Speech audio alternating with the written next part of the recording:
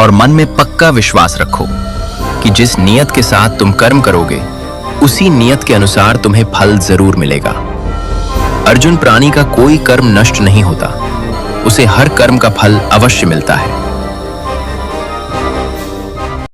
इस ब्रह्मांड में अगर कोई एक नियम ऐसा है जो बिना आवाज़ किए काम करता है लेकिन जिसकी पकड़ सबसे मजबूत है तो वह है कर्म का नियम।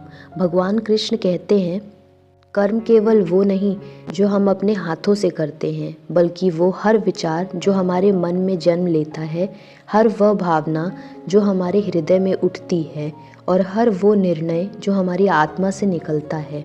मनुष्य अक्सर कर्म को केवल बाहरी क्रियाओं तक सीमित कर देता है, लेकिन कृष्ण स्पष्ट करते हैं कि मनुष्य का मन भी उतना ही कर्म करता है जितना उसका शरीर। यही कारण है कि कभी कभी बिना कुछ किए भी मनुष्य दुखी होता है और बिना कुछ पाए भी सुखी हो जाता है, क्योंकि कर्म केवल दृश्य नहीं, अदृश्य स्तर पर भी काम करता है। मनुष्य चाहे कितना भी शक्तिशाली, चालाक या धनवान क्यों ना हो, वो कर्म के परिणामों से नहीं बच सकता। समय भले ही कर्म के फल को देर से प्रकट करे, लेकिन उसे मिटा नहीं सकता। कर्म ना तो किसी को पक्षपात से देखता है और ना ही किसी को तुरंत दंड या पुरस्कार देने की जल्दीबाजी करता है। वो शांत रहता है, प्रतीक्षा करता है और सही क्षण पर अपना प्रभाव दिखाता है। भगवान श्री कृष्ण के अनुसार कर्म कोई मानव निर्मित नियम नहीं है, बल्कि यह स्वयं ब्रह्मांड की आधारशिला है। ठीक उसी तरह जैसे गुरुत्वाकर्षण बिना पूछे काम करता है। कृष्ण अर्जुन से कहते हैं कि इस संसार में कोई भी प्राणी एक क्षण के लिए भी कर्म किए बिना नहीं रह सकता, क्योंकि सांस लेना, सोचना, इच्छा करना, यहाँ तक कि किसी कर्म से भागने का प्रयास भी अपने आप में एक कर्म बन जाता है। मनुष्य अक्सर यह भी भ्रम पाल लेता है कि वो कुछ ना करके कर्म के बंधन से मुक्त हो सकता है, लेकिन कृष्ण इस भ्रम को तोड़ते हुए बताते हैं कि अकर्म की अवस्था केवल देह से नहीं, चेतना से आती है। जब तक मनुष्य जीवित है तब तक वो कर्म के प्रवाह में है। यही कारण है कि कर्म का नियम शाश्वत है, न उसकी शुरुआत है न अंत। यह नियम राजा और रंक, ज्ञानी और अज्ञानी, भक्त और नास्तिक सब पर समान रूप से लागू होता है। कृष्ण यह भी समझाते हैं कि कर्म केवल बाहरी क्रिया नहीं है, बल्कि उसके पीछे छिपा हुआ भाव ही उसे पवित्र या अपवित्र बनाता है। एक ही कार्य कोई व्यक्ति अहंकार से करे तो वह बंधन बन जाता है, और वही कार्य कोई व्यक्ति ईश्वर को समर्पित होकर करे तो वह मुक्ति का मार्ग बन जाता है। इसीलिए भगवान कृष्ण कर्म को छोड़ने का नहीं, बल्कि कर्म को समझने और शुद्ध करने का उपदेश देते हैं। कर्म का नियम इसीलिए अटल है क्योंकि यह न्याय करता है बिना शोर किए, दंड देता है बिना क्रोध किए और पुरस्कार देता है बिना दिखावे के।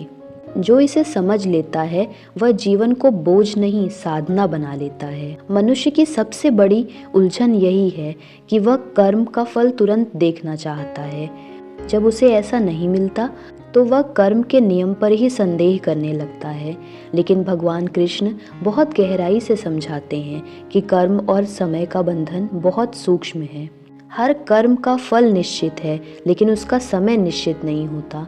जैसे किसान बीज बोने के बाद रोज मिट्टी खोदकर यह नहीं देखता कि बीज अंकुरित हुआ या नहीं, वैसे ही मनुष्य को कर्म करने के बाद धैर्य रखना चाहिए। कुछ कर्म इस जन्म में फल देते हैं, कुछ जीवन के अंतिम चरण में, कुछ अगले जन्म में भी अपना प्रभाव दिखाते हैं। इसी कारण कई बार अधर्मी व्यक्ति सुखी दिखता है और धर्मी व्यक्ति कष्ट में दिखता है। कृष्ण कहते हैं कि यह अधूरा दृश्य है, पूरा चित्र नहीं। कर्म पहले मनुष्य की चेतना पर असर डालता है, फिर उसके स्वभाव पर, फिर उसके निर्णयों पर और अंततः उसके भाग्य पर। बुरा कर्म तुरंत दंड नहीं देता, बल्कि पहले भीतर अशांति पैदा करता है, रिश्तों में दरार डालता है और आत्मा को बोझिल बना देता है। अच्छा कर्म भी तुरंत फल नहीं देता, लेकिन वह मनुष्य के भीतर एक ऐसी स्थिरता पैदा करता है जो कठिन समय में उसे टूटने नहीं देती। श्री कृष्ण का संदेश स्पष्ट है, कर्म कभी समाप्त नहीं होता, केवल रूप बदलता है और समय उसका सेवक है, मालिक नहीं। जो व्यक्ति इस रहस्य को समझ लेता है वह दूसरों की सफलता या अपने संघर्ष से विचलित नहीं होता, क्योंकि उसे पता है कि कर्म का न्याय देर से सही लेकिन पूर्ण होता है। भगवान श्री कृष्ण के अनुसार अच्छा कर्म कोई सौदा नहीं है कि आज किया और तुरंत उसका इनाम मिल गया। अच्छा कर्म अक्सर मौन रहता है, छिपा रहता है और समय आने पर ही अपना रूप प्रकट करता है। जब कोई व्यक्ति निस्वार्थ भाव से सत्य बोलता है, किसी कमजोर की सहायता करता है या बिना किसी स्वार्थ के अपने कर्तव्य निभाता है, तो वह शायद उस क्षण कोई विशेष परिवर्तन ना देखे, लेकिन उसके भीतर और उसके चारों ओर एक अदृश्य सुरक्षा कवच बनने लगता है। यह सुरक्षा कवच उसे अहंकार से नहीं बल्कि भीतर की शांति से बचाता है। जीवन में जब संकट आता है तब हर रास्ता बंद दिखाई देता है, तब वही अच्छे कर्म किसी व्यक्ति अवसर या अचानक मिली सहायता के रूप में सामने आते हैं। कृष्ण कहते हैं कि धर्म के मार्ग पर किया गया कर्म कभी व्यर्थ नहीं जाता, भले ही संसार उसकी सराहना करे या ना करे। अच्छे कर्म मनुष्य को भीतर से इतना मजबूत बना देते हैं कि वह बाहरी तूफानों के बावजूद संतुलित बना रहता है। यही संतुलन ही असली सुरक्षा है, क्योंकि जो भीतर से टूट चुका होता है उसे कोई बाहरी सहायता भी नहीं बचा सकती। बुरा कर्म अक्सर मनुष्य को यह भ्रम दे देता है कि उसने नियमों को धोखा दिया है, क्योंकि उसका परिणाम तुरंत सामने नहीं आता। लेकिन भगवान श्री कृष्ण स्पष्ट करते हैं कि बुरा कर्म कभी भी अचानक प्रहार नहीं करता, बल्कि वह धीरे धीरे मनुष्य के जीवन में जहर की तरह फैलता है। पहले वह मन की शांति छीनता है और फिर विवेक को धुंधला करता है और उसके बाद संबंधों को खोखला कर देता है। ऐसा व्यक्ति बाहर से सफल दिखाई दे सकता है, लेकिन भीतर से वह लगातार भय, असंतोष और असुरक्षा से घिरा रहता है। कृष्ण कहते हैं कि कर्म का न्याय बहुत शांत होता है, उसमें क्रोध नहीं होता, लेकिन उसकी पकड़ सबसे मजबूत होती है। बुरा कर्म मनुष्य को पहले नैतिक रूप से गिराता है, फिर परिस्थितियों के माध्यम से उसे उसका परिणाम दिखाता है। यही कारण है कि कई बार दंड दिखाई नहीं देता, लेकिन जीवन स्वयं एक सजा बन जाता है। बुरा कर्म मनुष्य को अकेला कर देता है, लोगों की भीड़ में भी और अपने मन में भी। मनुष्य जब किसी कठिन परिस्थिति में फंसता है तो सबसे पहले वह भाग्य को दोष देता है, लेकिन भगवान श्री कृष्ण अर्जुन को समझाते हैं कि भाग्य कोई स्थायी लिपि नहीं है, बल्कि वह हर दिन मनुष्य को कर्मों से लिखा जाता है। आज जो परिस्थिति है वह बीते कल में कर्मों का परिणाम है, और आज किया गया कर्म आने वाले कल का भाग्य बनाता है।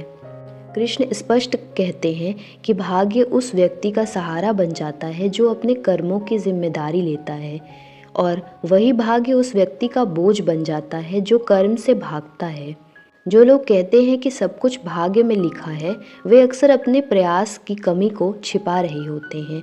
कृष्ण का दर्शन यह नहीं कहता कि भाग्य नहीं होता, बल्कि यह कहता है कि भाग्य कर्म के अधीन होता है। जो व्यक्ति हर परिस्थिति में सही कर्म करता है, वह धीरे धीरे अपने भाग्य को भी अपने पक्ष में मोड़ लेता है।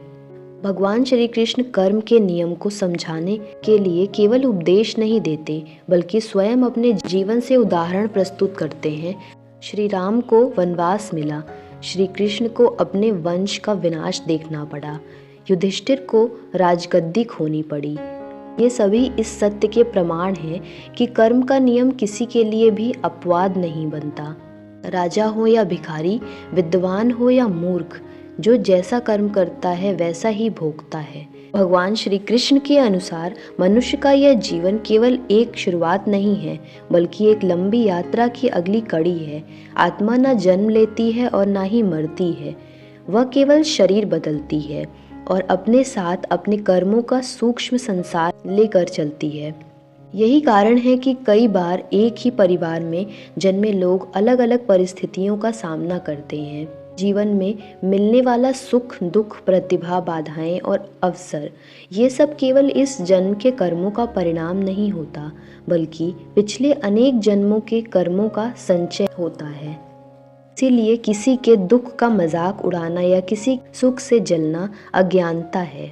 श्री कृष्ण का सबसे ऊंचा और सबसे कठिन उपदेश है निष्काम कर्म योग। इसका अर्थ यह नहीं कि मनुष्य फल से नफरत करे, बल्कि यह कि वो फल को अपने कर्म का मालिक ना बनाए। जब मनुष्य केवल फल के लिए काम करता है तो उसका मन भय, लालच और निराशा से भर जाता है। लेकिन जब वही कर्म कर्तव्य समझकर ईश्वर को समर्पित होकर किया जाता है तो वह बंधन नहीं बनता। अगर आपको यह वीडियो पसंद आया हो तो इस वीडियो को लाइक करें, अपने विचार कमेंट में ज़रूर लिखें और ऐसे ही जीवन बदलने वाले ज्ञान के लिए चैनल को सब्सक्राइब करना ना भूलें।